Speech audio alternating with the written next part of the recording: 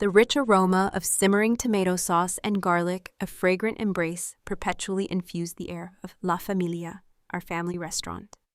It was a symphony of scents, a comforting melody that always soothed my very soul. Across from me sat Mark, my husband of 3 decades.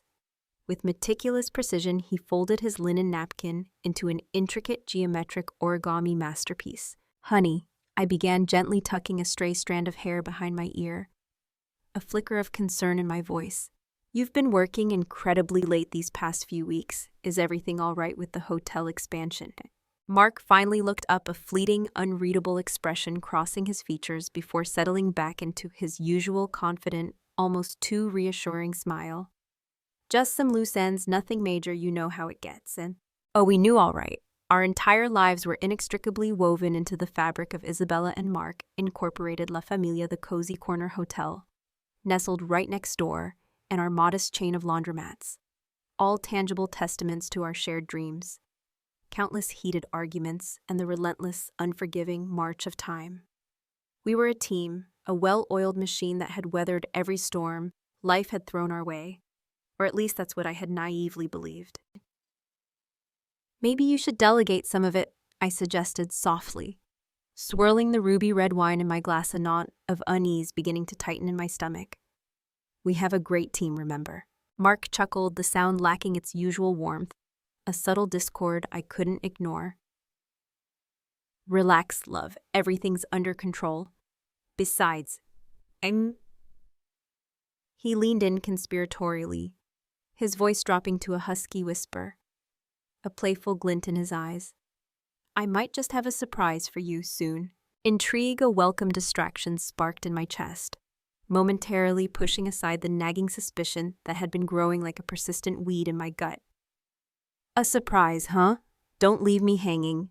Mark simply winked, a mischievous glint dancing in his eyes. "Not just yet. Let's just say you deserve a little R&R after slaving away for all these years." The following weeks dissolved into a dizzying flurry of activity. Mark orchestrated everything with an almost feverish energy. Flights, reservations, even hiring extra help at the laundromats. The grand surprise, it turned out, was a solo trip for me. A whole month in South Africa, a country I had dreamed of visiting for years. Just you and some well-deserved relaxation.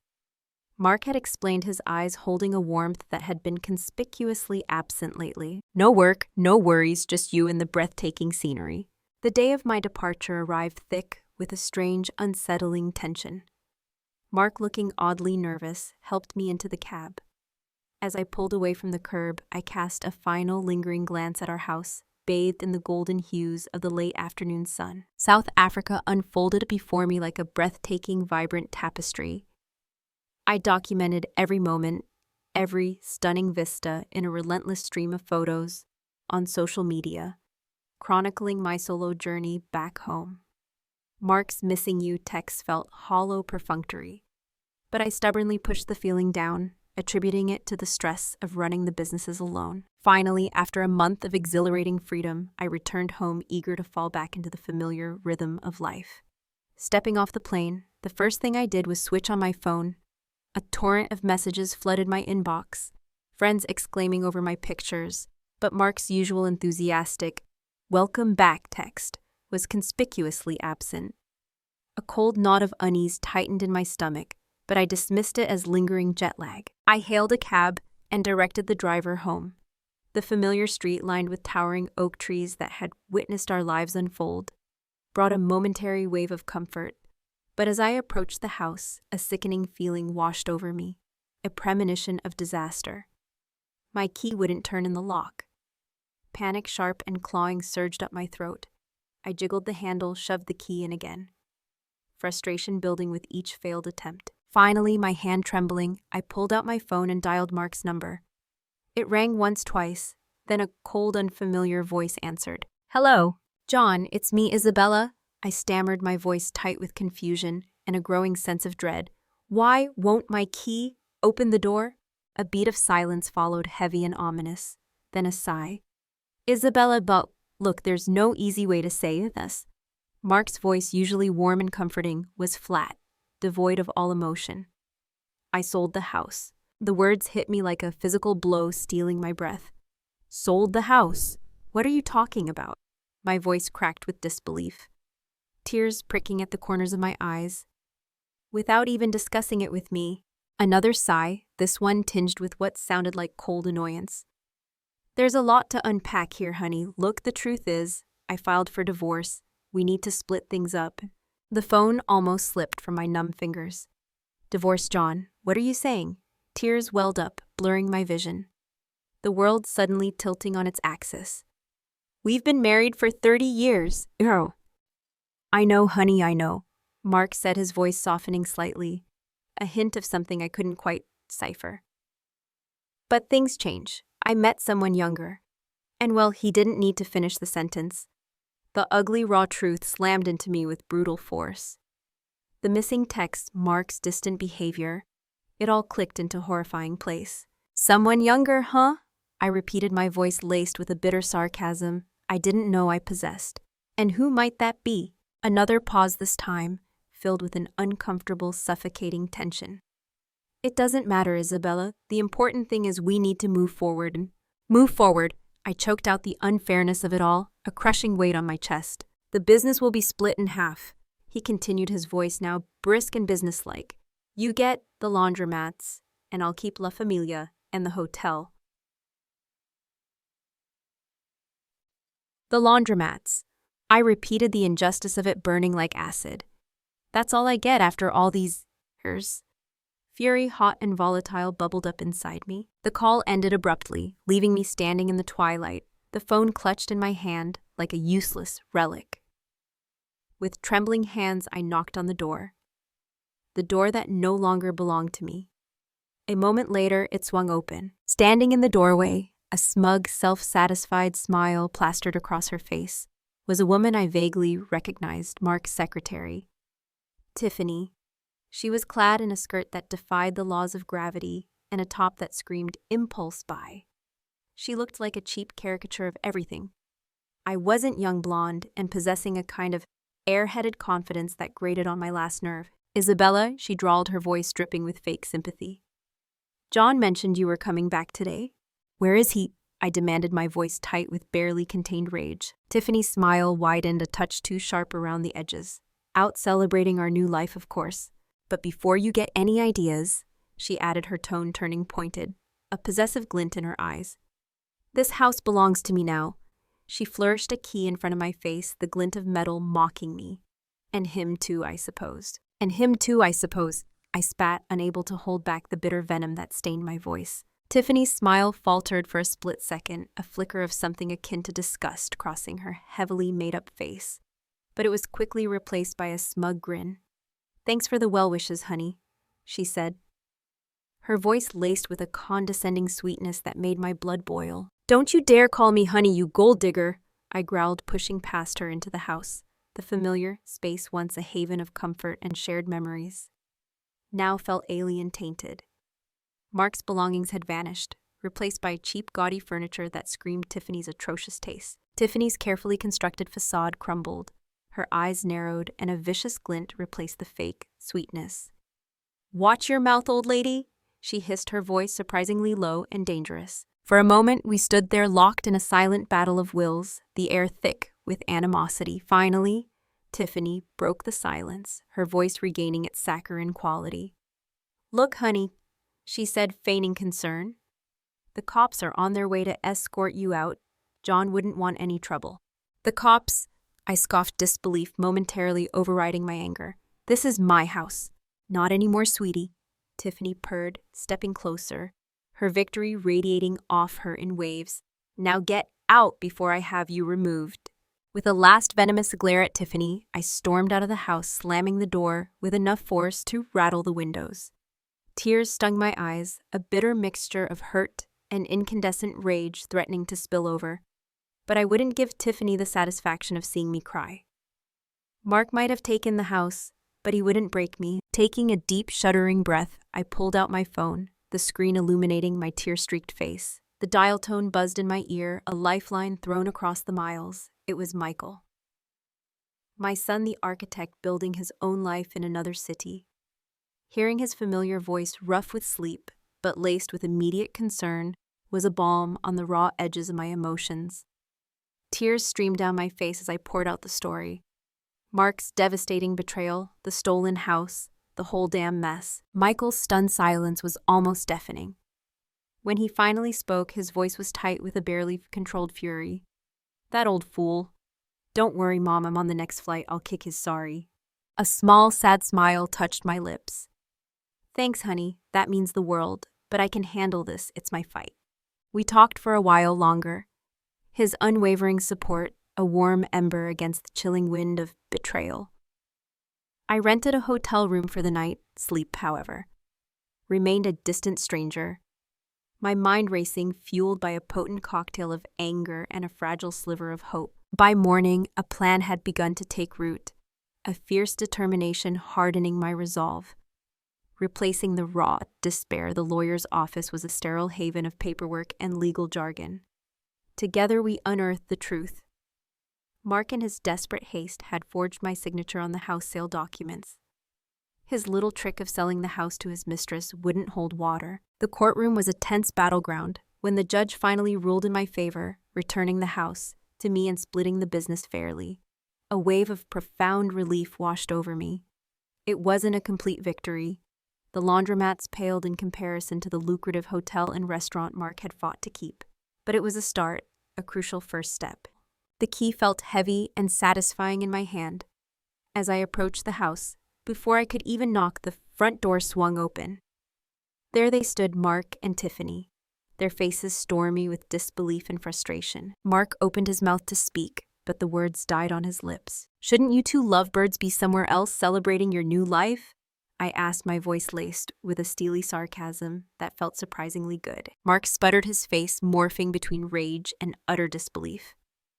Tiffany, her carefully applied makeup cracking under the strain of her fury, threw me a venomous look. "You won't get away with this," she hissed. I simply shrugged, a small triumphant smile playing on my lips. "Actually, honey, I already have." 2 months had passed since the courthouse victory, and tonight I was the guest of honor at the annual City Hope Charity Gala. Stepping out of the limousine, I took a deep breath, the cool night air tingling on my skin.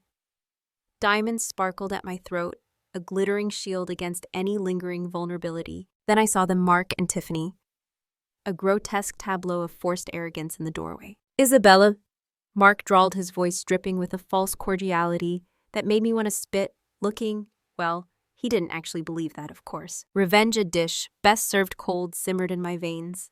"Mark," I replied, my voice cool and controlled. "Try harder." He opened his mouth to retort, but I cut him off. "Don't worry," I said, my gaze flicking to Tiffany, a pointed sweetness in my tone. "You have each other now, a perfect match of shallowness." Mark's smile faltered for a second, then he puffed out his chest. "At least I have a young wife," he declared loudly. His voice aimed more at the gathering crowd than at me. "Someone beautiful, unlike—" He didn't finish the sentence, but the implication hung heavy in the air. Murmurs rippled through the crowd. A flicker of anger sparked within me. Time for a little public education. As I was escorted towards the stage, the microphone felt heavy in my hand, a weapon far more potent than any diamond. "Good evening, everyone," I began, my voice ringing out clear and strong.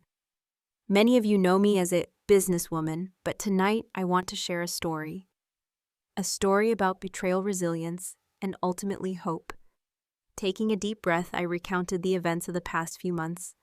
The locked door, the forged signature, the arduous fight for what was rightfully mine. A hush fell over the audience, their eyes glued to me. "And that's why," I concluded, my voice steady, filled with newfound purpose, "I decided to use my experience to help other women caught in similar situations. Tonight I'm announcing the launch of the Isabella Foundation, a safe haven for women facing financial hardship due to divorce or separation." The room erupted in applause, a wave of support washing over me. Mark, his face flushed with humiliation, visibly shrunk back into the shadows. Tiffany, her carefully constructed facade crumbling, looked like a thundercloud about to burst. The charity gala had been a turning point. Mark and Tiffany slunk away like scolded puppies, but their defeat was far from sweet. The next few days were a living hell. My phone buzzed incessantly with a barrage of vile texts from Tiffany. Each message a venomous attack on my looks, my age, anything she could dredge up to try and wound me. Ignoring the digital bile, I called Mark. "Get your mistress under control," I demanded, my voice laced with steel. Mark's response was a cold, dismissive laugh. "You made your bed, Isabella, now lie in it." That callous response was all the confirmation I needed. Mark wasn't just content with leaving me, he actively wanted to see me fail. Fine too could play that game. Mark had kept the flashier La Familia restaurant while I ended up with the chain of laundromats. Not exactly a fair split, but I wasn't about to let it break me, digging deep. I sold a few of the less profitable laundromats.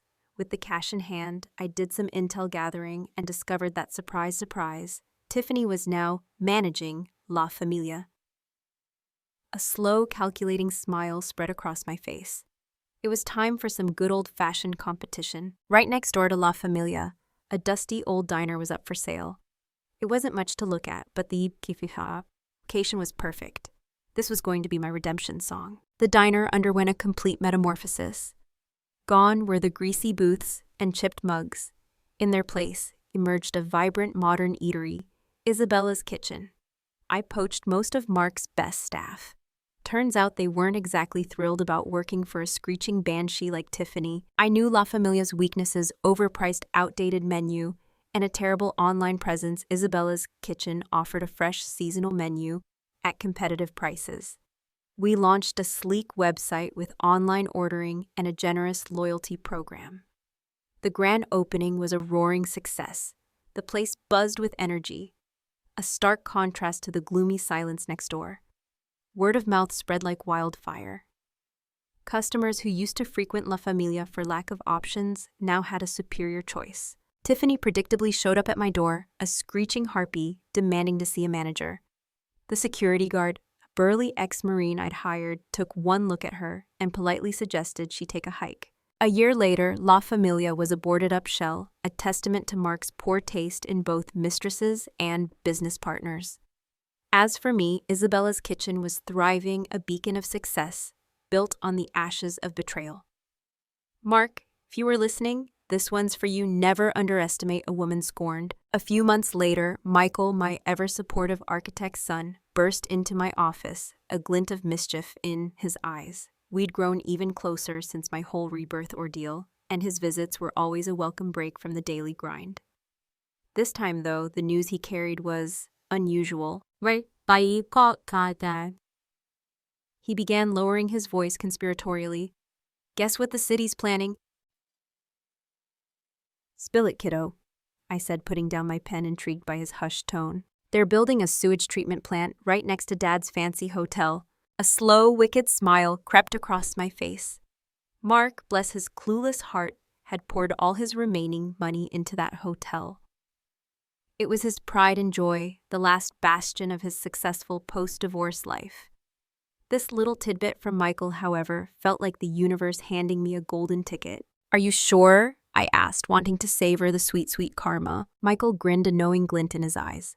"Positive, saw the blueprints myself. Apparently it's prime location for these treatment things. Not exactly the view Dad was banking on for his luxury experience. The image of tourists lounging by a pristine pool, while the aroma of raw sewage wafted through the air, was enough to make me snort with laughter. "Should I tip him off?" Michael asked, a mischievous glint in his eyes. The temptation was strong, but I remembered the vile abuse Tiffany had hurled at me, and the pity evaporated from my heart. "Nah," I said, a steely glint entering my own eyes. "Let him stew in his own ignorance. This one's on him." Mark, ever the gambler, had also taken out a hefty loan to expand the hotel further, tying himself to the sinking ship. The news about the sewage plant hit the local news a few months later, causing a predictable public outcry. Tourists canceled reservations in droves, and Mark's once gleaming hotel became a ghost town. One crisp autumn morning, I woke up to the news that the hotel had officially shut down, Mark drowning in debt, and a bitter taste of defeat had vanished. My heart didn't exactly do a victory dance. After all, the man was still the father of my son. But a sense of quiet satisfaction settled in karma. It seemed had a wicked sense of humor. Isabella's kitchen, meanwhile, was thriving life. It seemed had a funny way of balancing the scales. Mark may have gotten his young wife, but I got the last laugh. And a thriving business to boot. As I raised a glass of champagne in celebration that night, I silently toasted to a future filled with delicious food, loyal customers, and the sweet taste of well-deserved revenge. Isabella's kitchen wasn't just a restaurant anymore. It was my muse. The anger that had fueled its creation had morphed into a deep passion for creating a unique dining experience. The real joy came from the happy faces around the tables, the satisfied murmurs about the food, the vibrant buzz of conversation that filled the airy nights. Michael, my ever-supportive son, saw this shift in me.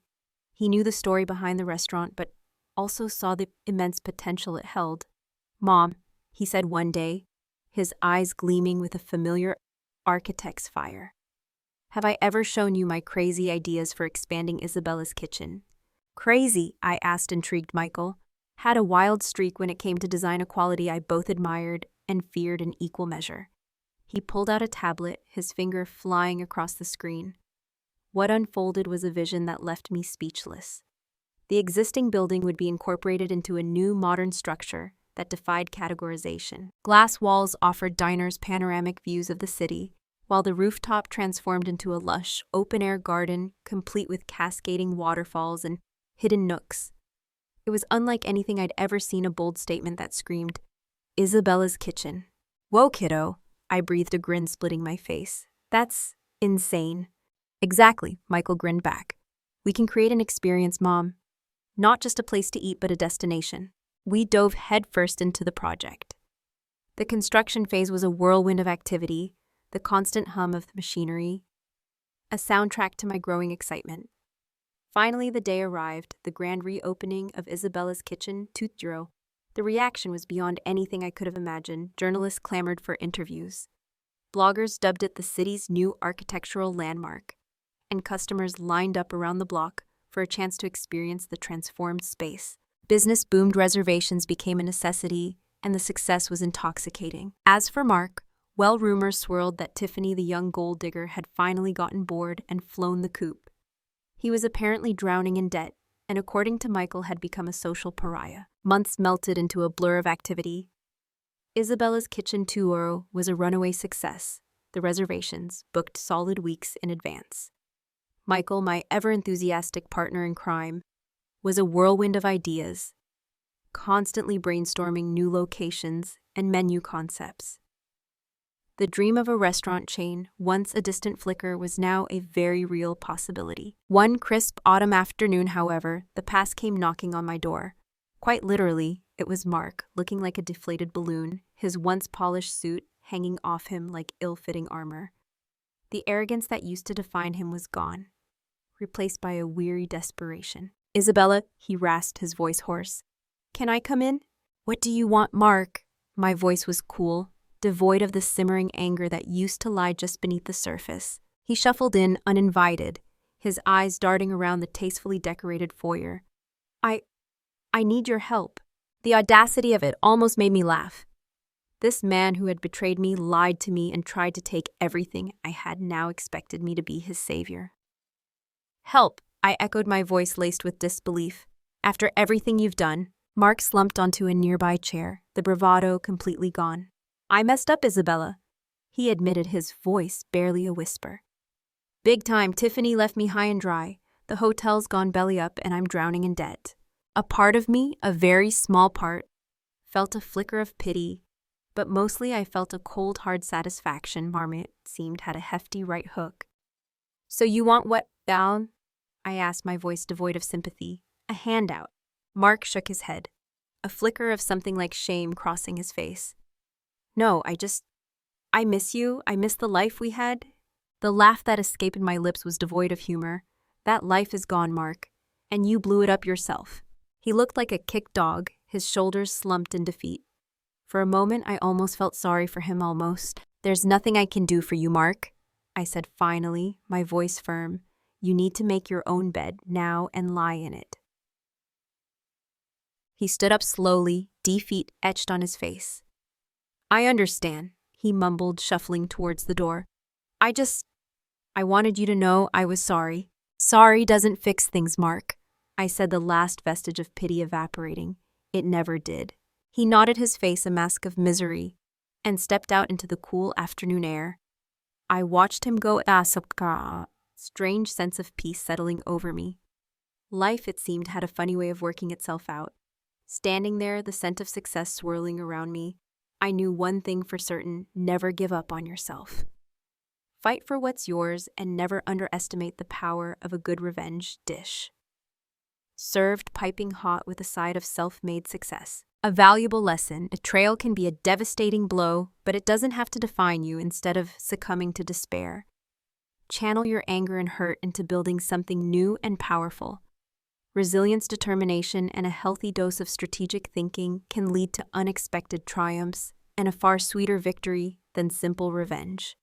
Your worth is not defined by others' actions, but by your own strength and ability to rise above adversity. What are your thoughts on Isabella's journey?